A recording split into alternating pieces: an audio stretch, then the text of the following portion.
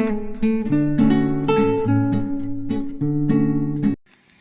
morning friends, welcome to my channel.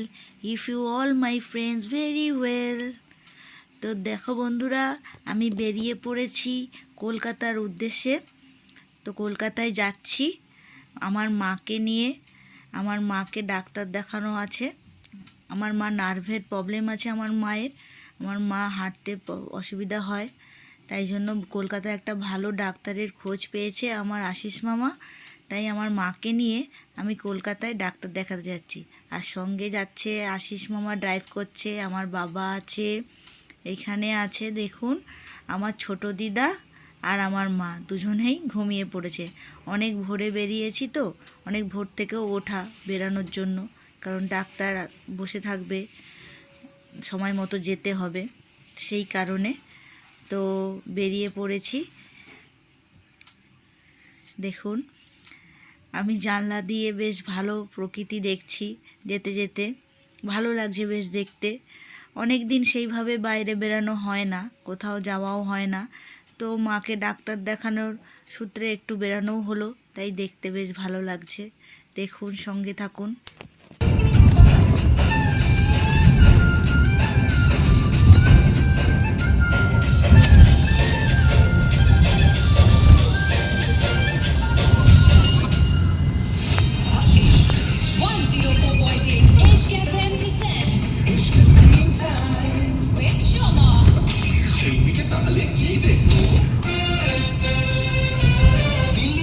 ছোট্ট police স্টেশনে কাজ করা একজন সাধারণ পুলিশ কর্মী, পায়ে ইউরিক অ্যাসিডের জন্য ব্যথা, জীবনে বিতৃষ্ণা, কিন্তু যখন ডিউটি ডাক দেয় সে বাঘের মতো ঝাঁপিয়ে পড়ে।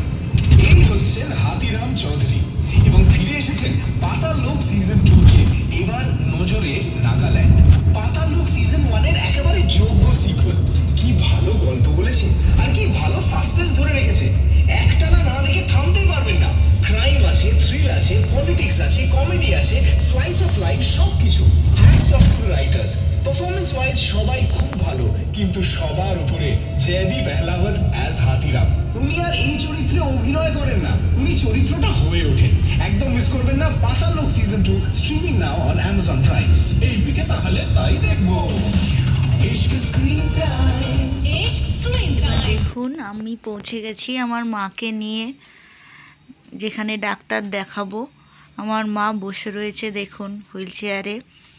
তো অনেক পেশেন্ট আছে, তারা একের পর এক দেখাবে। আমার মারও নাম লেখানো আছে, সেখানে দেখাবো আস্তে আস্তে। তো এই জায়গাটা দেখুন, যেখানে ডাক্তার দেখাতে গেছি, বেশ কি সুন্দর সাজানো গুছানো দেখুন। আবার ওরা কি সুন্দর নানা ধরনের গাছ লাগিয়েছে দেখুন, দেখতে খুব ভালো লাগছে, তাই আপনাদেরকে তাই দেখাচ্ছি।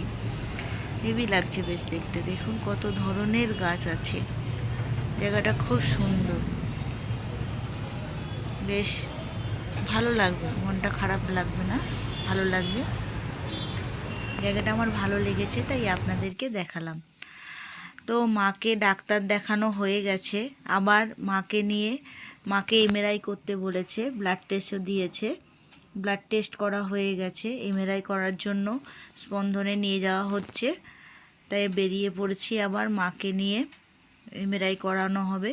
তো সব জায়গায় তো ভিডিও করতে দেয় না, তাই ভিডিও করতে পারছি না। তো যখন বাইরে বেরাচ্ছি তখন আপনাদেরকে দেখাচ্ছি বাইরেটাকে, কিন্তু ভিতরে ডাক্তারের কাছে ভিডিও করা অ্যালাউ নয়। তারপরে এমআরআই করতে যাব, ওখানেও ভিডিও করা হয়তো অ্যালাউ থাকবে না, তাই আপনাদেরকে দেখাতে পারছি না। তো এই রাস্তাঘাটই আপনাদেরকে দেখাচ্ছি। তো আপনারা একটু আপনাদের মতো করে দেখে নেবেন, আর কিছু এর বেশি দেখানোর নেই। চলুন এবার যাই। তো আমাদের সব কিছু, মার এমআরআই করা, ডাক্তার দেখানো, ব্লাড টেস্ট করা সব কিছু হয়ে গেছে। তাই এবার বাড়ি ফিরে যাচ্ছি, অনেকটা রাত হয়ে গেছে। মায়ের ওষুধ যেটা দিয়েছিল, ওষুধও খুব পাওয়া যাচ্ছিল না, তাই ওষুধ কেনার জন্য অনেকটা সময় লেগেছে খুঁজে খুঁজে। তো এখন বাড়ির দিকে রওনা হয়ে পড়েছি। তো ব্লগটা আমি এখানেই শেষ করছি। আপনাদের ভালো লাগলে আমাকে অবশ্যই লাইক করবেন আর ফ্রেন্ডস ফ্যামিলির সঙ্গে বেশি বেশি করে শেয়ার করবেন, সাবস্ক্রাইব তো করবেনই। আর আমার ব্লগটা কেমন লেগেছে কমেন্ট সেকশানে জানাবেন। একটা ছোট্ট ব্লগ আপনাদের সঙ্গে শেয়ার করলাম। Bye bye.